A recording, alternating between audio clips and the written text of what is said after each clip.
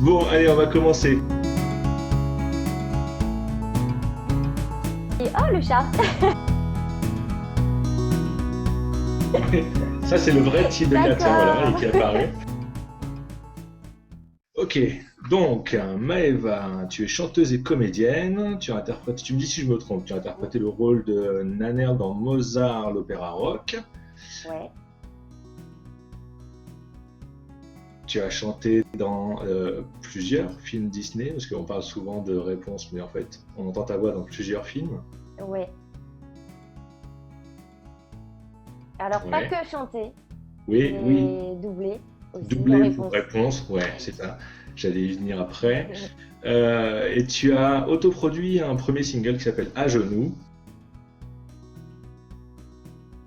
Mhm. Et tu bosses actuellement sur ton premier album. Mais en fait, l'actu bouillante du moment, c'est quand même The Voice. Cut out all the ropes and let me fall. In my mind. Et J'ai tout ouais, bon? Ouais. tout bon. Bon, ok. On va commencer par Mozart Opera Rock. Ouais. Comment tu es arrivé sur l'aventure Mozart Opera Rock? Tu as passé un casting traditionnel, tu avais entendu parler, tu avais envie de faire de la comédie musicale au départ? Alors, c'est assez particulier parce que je n'avais jamais vu de comédie musicale. J'étais pas du tout dans le circuit des castings pour ce genre de spectacle, on va dire, parce qu'il y a beaucoup de chanteurs qui passent tous les castings des comédies musicales qu'on retrouve. Après, j'en ai fait d'autres, donc j'ai vu un peu comment ça se passait. Et non, là, hasard, j'avais une page MySpace qui tournait, sur laquelle je n'allais plus, parce que j'avais un peu arrêté la musique. Et c'est d'ailleurs le producteur de l'émission The Voice qui, à l'époque, était casteur pour Mozart. Et qui D'accord. m'a découvert, voilà, sur Ok. MySpace. Sourire qui s'allume, le regard qui s'embrume, et tu t'en vas danser au ciel. Et alors, je rebondis justement parce que tu dis, est-ce que c'est lui qui t'a rappelé après pour The Voice, pour cette saison-là? Alors pour The Voice, c'est encore particulier. À la base, je voulais pas du tout. Alors il m'avait rappelé l'année dernière pour faire D'accord. l'émission. Finalement, moi je venais juste de terminer Mozart, je savais pas du tout ce que c'était The Voice, j'en avais pas entendu parler à l'étranger, donc je savais juste que c'était une émission de télé et j'avais pas du tout envie de faire une émission à ce moment-là. Alors je lui ai dit mais tu te moques de moi, je vais pas faire ça, non non. Et donc j'étais quand même allée au casting comme ça, histoire de dire bonjour, et puis en fait je lui ai dit bah non, je peux pas faire ça maintenant, désolée. Et puis du coup j'ai accompagné mon amie Estelle qui chantait aussi dans Mozart et qui a participé l'année dernière. Ensuite, j'ai regardé l'émission, j'étais fan absolue et là, je me suis dit, mince, j'aurais dû le faire, c'était super. Bon, et alors comment on passe de Mozart, l'opéra rock à Disney? Ah, coup de fil, hein, toujours pareil. Coup de fil, coup de bol, et puis je pense que ce que j'ai fait sur Mozart a quand même été, même si j'avais quand même un petit rôle, c'était un très joli rôle. Et force est de constater qu'il y a pas mal de gens qui l'ont vu et puis qui m'ont proposé d'autres choses après. Donc ça a été le cas de Disney. D'accord. Et puis une audition, toujours. De toute façon, c'est toujours des invitations à des auditions. On est rarement pris comme ça en claquant les doigts. Donc on fait comme tout le monde après. Faut faire ses preuves. Donc des essais sur des images en noir et blanc, pas terminées, sur un tout petit écran. Mais voilà, c'était magique. Absolument magique. Tu as chanté aussi, alors attends, j'ai noté, c'est dans Clochette et l'expédition féerique même. Ouais. C'est ça? Ça, c'était avant Réponse d'ailleurs. Ouais, c'était avant. D'accord. Et puis Je oui, crois. J'ai un oui, doute. si, Oui, si, je crois que c'était avant. il me semble aussi. Et parce qu'après Réponse, ce qu'on sait peut-être moi aussi, c'est que tu as chanté 2 chansons pour Rebelle. Ouais. Voilà. Ok. Et avant Rebelle, j'ai chanté la chanson de Noël de Disney qui s'appelle La Lumière et qui était un single, en fait, un titre unique et qui était passé le soir de Noël sur M6. Voilà. Ok. Et il y a une façon d'adapter son chant quand tu chantes pour Disney, l'univers Disney, ou quand tu chantes autre chose, Mozart ou même tes compos perso, Ah oui. etc. Ouais. Complètement. Alors là, on est dans des univers, il faut être très princesse. Ouais.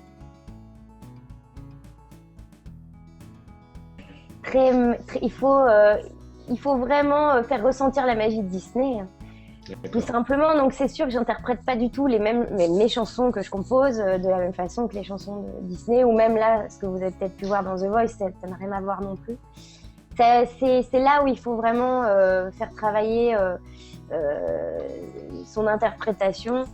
Je sens l'herbe et la terre comme je les ai rêvés.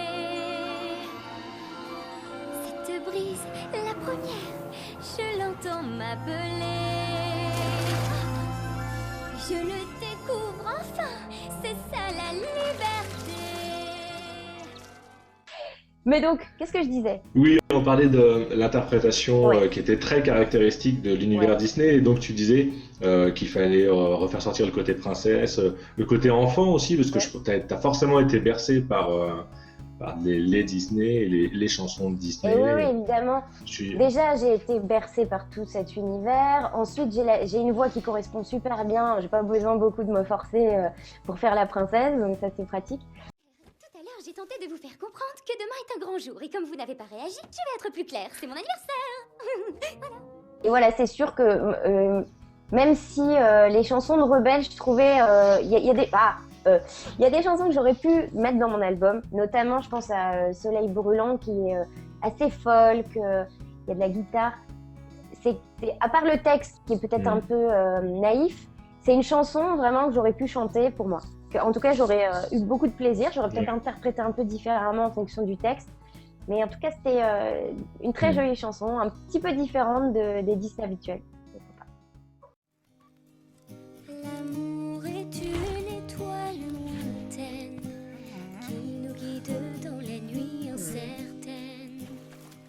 L'amour est un soleil brûlant éclairant nos vies indéfiniment. Alors, pour rester un peu sur Réponse, est-ce que tu as vraiment conscience que ta voix restera gravée, à jamais gravée dans l'inconscient de millions d'enfants? Parce que, c'est un truc qui est quand même dingue, ça. C'est un beau Disney, Réponse. C'est pas. C'est vrai que c'est un beau Disney. Mais non, je me rends pas compte de ça. On me le dit de temps en temps. Ce qui me permet un peu de me rendre compte, c'est que je me rends compte que tout le monde connaît, tous les enfants connaissent. Il y a pas mal d'enfants qui... Oh, le chat. Ouais. Ça, c'est le vrai Till de D'accord. Gatien, voilà, et qui apparaît. Et comment il s'appelle en vrai? Mais Till, Ah bah voilà, Till. Salut Till. c'est à cause de lui. Voilà. D'accord. Ouais, il mange ses croquettes. Bon, désolé, il n'était pas prévu, mais On connaît enfin le vrai Till. voilà, le vrai Till passe. Qu'est-ce Donc que ouais, je disais le là fait encore que ta voix soit reconnaissable, en fait, très facilement. Voilà. Parce que moi, Ça, quand c'est- j'ai vu, Ouais.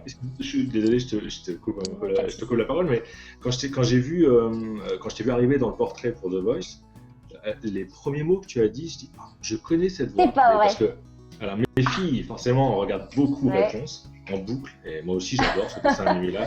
C'est vraiment un de mes préférés chez Disney. Et je me suis dit, mince, je connais. Donc voilà, ça doit t'arriver C'est drôle. souvent. Ah bah ça me fait plaisir, c'est parce que quand je parle aussi dans la vie de tous les jours, forcément j'ai une voix un petit peu plus grave que Réponse, qui est beaucoup plus... qui a 18 ans.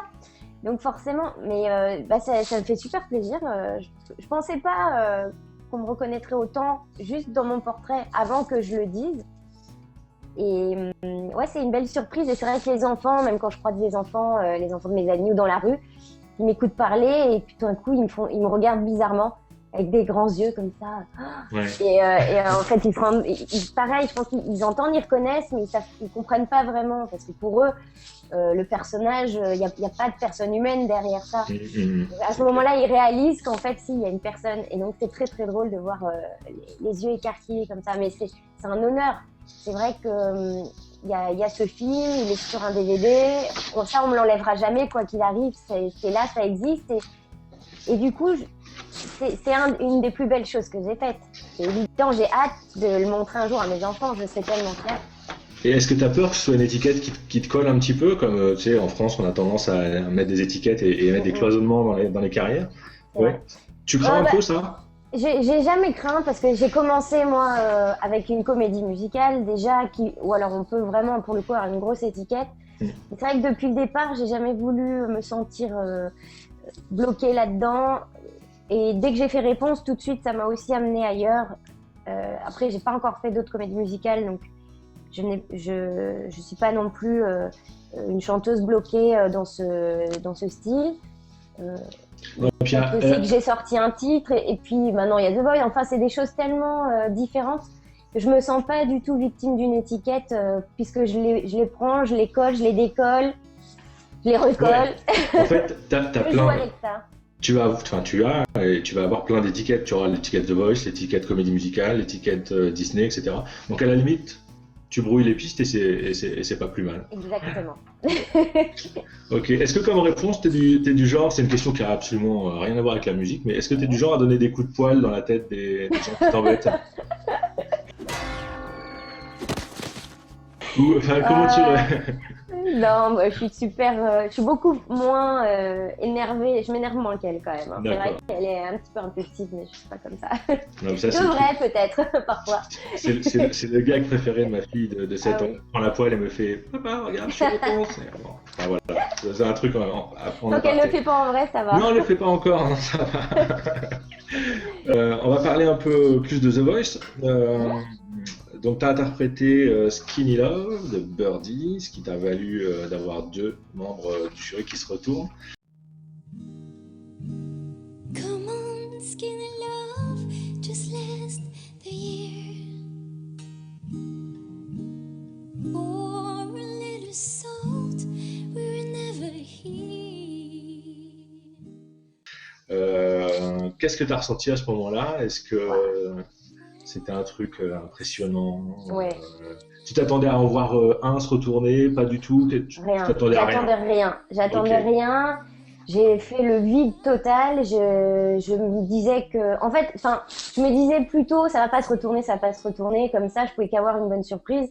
C'est ce que je me dis en général quand je fais des auditions ou des castings. Je préfère prévoir le pire. Et comme ça, au pire, j'ai une bonne surprise. Et là, vraiment, ça a été...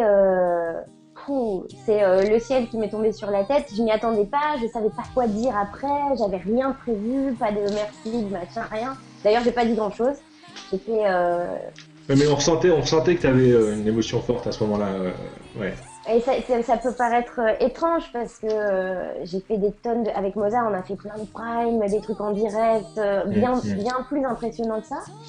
Mais voilà, le fait d'être jugé en direct, de remettre quand même en cause. C'est mon métier depuis quelques années, j'en vis. Et ça a été, voilà, du coup, une grosse prise de risque, comme je le disais dans le sujet juste avant. Et j'ai fait le vide et voilà, j'étais en plus ravie que ce soit Louis Bertignac qui se retourne en premier, parce que c'est lui que je comptais choisir à l'avance déjà. Et justement, Louis Bertignac qui te dit juste après, t'as assuré comme une bête. J'imagine que là... J'avais pas trop entendu en fait, il y avait tellement de bruit, les gens applaudissaient. D'accord. Et puis il fallait que je sorte à gauche, à droite, j'étais un peu paumée donc j'ai pas vraiment réagi. Je l'ai revu dans l'émission que j'ai regardé comme tout le monde devant ma télé. Je me disais ah oui, moi j'ai dit ça, j'avais oublié. Et là où on se dit ah mais j'aurais dû dire ça. Bon, voilà, c'est trop tard, c'est la télé, c'est l'instant. Et puis mais c'était un joli moment quand même. Et donc tu dis que tu regardes les émissions devant la télé et tu le fais aussi devant ton ordinateur puisque tu es adepte des réseaux sociaux. C'est vrai. Tu as 36 000 fans sur Facebook, 10 400 followers sur Twitter, tu as une chaîne YouTube qui fait 15 000 vues. Ah, cool. Ouais, c'est pas Récente, ouais, très récente. quel rapport tu as avec les réseaux sociaux justement? Tu as un rapport addictif comme beaucoup? C'est quelque chose d'occasionnel? C'est un outil que tu... C'est addictif, c'est vrai. J'ai mis du temps à m'y mettre parce que je crois que même ma page Facebook, perso, ma page Facebook perso, j'ai mis énormément de temps avant de m'inscrire. Tous mes amis en avaient, moi je voulais pas. C'est comme avoir un iPhone, j'ai eu un iPhone après tout le monde. En fait, je m'y mets un peu tard, mais quand je m'y mets, j'y vais à fond après. Donc là, ma page Twitter et ma page Facebook, je me suis rendu compte de l'utilité que ça avait au moment où j'étais dans Mozart l'Opéra Rock. C'est-à-dire qu'on avait, c'était une possibilité de partager des moments beaucoup plus intimes au quotidien, parce qu'il y a des périodes où on est sur scène, des périodes où on ne l'est plus. Et en fait, ça manque, je pense autant qu'au public, ça me manque de ne plus être sur scène quand c'est des périodes de pause. Et ça me permet au quotidien, du coup, de garder ce contact, Enfin, il y a tellement d'utilité et on partage aussi des vrais moments. Il y a des moments, j'ai envie de lire les gens, j'ai envie de leur raconter des choses qui n'ont rien à voir avec la musique. Je vois ça aussi comme un blog en fait. Mais oui, pour moi, ça a une importance capitale. Et surtout, ce que j'aime sur mes pages sociales, c'est l'esprit qu'on a su garder depuis le début, qui est très, très respectueux entre les fans, parce que je connais aussi d'autres pages d'artistes où les insultes fusent. Moi, j'ai jamais censuré quoi que ce soit. C'est-à-dire que si on n'aime pas ce que je fais, on peut le dire du moment qu'on le dit d'une façon respectueuse, qu'on ne m'insulte pas. Et voilà, je n'ai jamais supprimé un commentaire. Voilà. D'accord. Et est-ce que tu ferais... Sauf quand, juste au moment avant que je passe dans The Voice, des gens avaient vendu la mèche en disant que je participais, alors que je l'avais même pas dit moi-même. Alors c'est le seul moment où j'ai supprimé, mais c'est vrai que sinon jamais. Voilà, je peux pas plaire à tout le monde. Il y a des gens qui sont là, que je fais des chansons qui leur plaisent moins. Il n'y a pas de souci, l'église, du moment que c'est fait de façon correcte. Tu craignais un peu justement le live tweet des tweetos par rapport à The Voice, ton passage, ou même le passage des autres, ouais. Ouais, j'appréhendais. Déjà, je savais qu'il allait avoir une interrogation par rapport à ma participation, tout simplement. Le fait que je me retrouve là alors que c'est mon métier, que ça fait pas 10 ans que je suis dans le creux de la vague, j'ai même pas du tout de creux de la vague en fait. Donc je peux comprendre, même moi j'ai mis vraiment du temps à me décider à faire cette émission. Donc ça, je m'y attendais et finalement, j'ai été vraiment agréablement surprise parce que la prestation a pris le dessus et passé le moment de la surprise, la plupart des gens ont aimé, apprécié, donc c'est la musique qui a pris le dessus, donc ça c'est super, mais vraiment on va être très content. Bon, Maëva, je te remercie beaucoup, je vais te libérer parce que je pense que ton temps est précieux. J'ai écrit des petites chansons justement, donc je suis en pleine compo et... Donc quoi qu'il arrive concernant The Voice, de toute façon, tu continues à bosser sur tes compos perso pour l'album. Oui, c'est des compos sur lesquels je bosse depuis déjà plus d'1 an. C'est très très long d'écrire un album. On va dire que The Voice, ça va me donner un petit coup de pied aux fesses en plus. Ça va me permettre du coup quand il sortira de le faire entendre par plus de monde. C'était vraiment le but de ma participation. Je n'ai pas la prétention d'imaginer gagner. Donc voilà, je fais ça très, très humblement en tout cas. Ok, bah écoute, on se recroisera sur Twitter et puis... oui, samedi. Ouais, samedi soir je serai devant, pas de problème. Merci beaucoup. Ciao Maëva, à bientôt.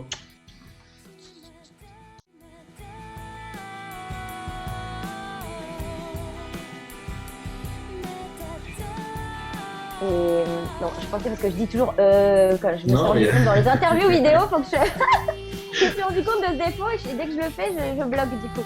C'est pas grave, tu sais, là c'est pas, je suis pas professionnel de l'interview, donc je vais aussi faire et plein de trucs qui seront critiqués, donc voilà, hein, c'est pas grave.